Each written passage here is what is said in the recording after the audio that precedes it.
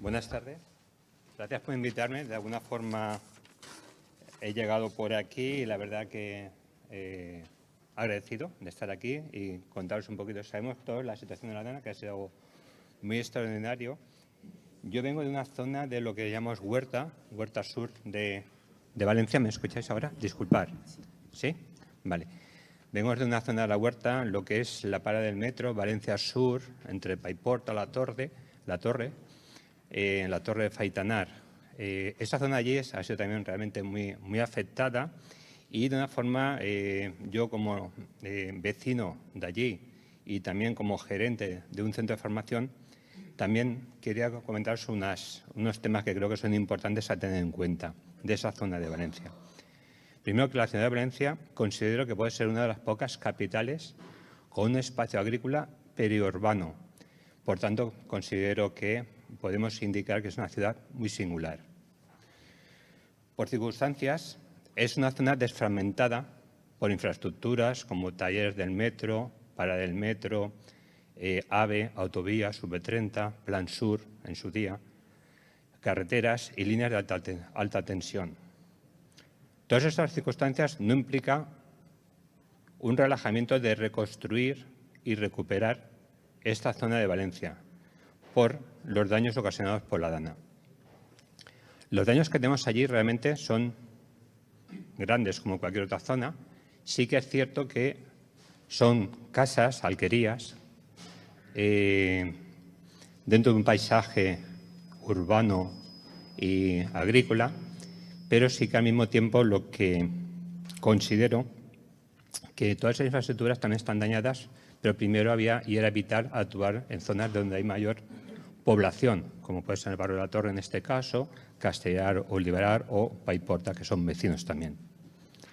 Pero nosotros también tenemos caminos más pequeños, que son lo que dan accesos a las alquerías, pero también a veces a lo que son los servicios de emergencia y, por supuesto, a los campos agrícolas.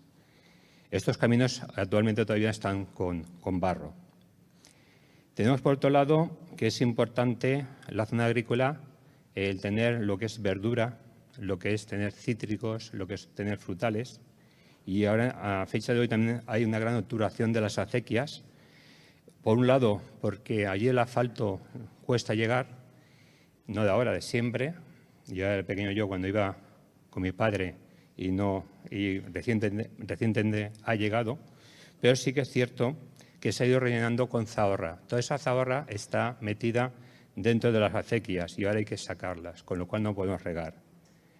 Por otro lado, tenemos otras acequias que también tenemos el problema de que el metro, toda la piedra, canto rodado, que llaman ellos, también está dentro de las acequias, también hay que sacarlas. Sin esa agua no podemos. Sin esos pozos de riego tampoco podemos regar los campos, ¿vale? Donde hay cultivos frutales, cítricos, que han sido arrancados y otros productos hortícolas, como pueden ser alcachofas, acelgas, espinacas, que por asfixia han muerto.